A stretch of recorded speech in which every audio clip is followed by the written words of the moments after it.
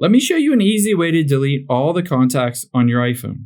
While this deletes all the contacts on your iPhone, you'll still have contacts potentially in Google Contacts and iCloud Contacts. You might want to delete those as well.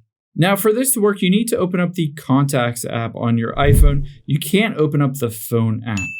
Once you're in the Contacts app, you're going to scroll to the very bottom, and you'll be able to see on any of these, you can just tap on it, and then tap on Edit, and then scroll down and hit Delete at the bottom. But that is one by one.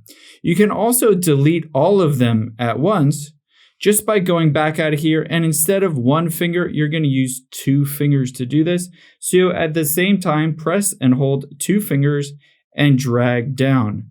Now you'll be able to see it starts to select all of these contacts as I drag down.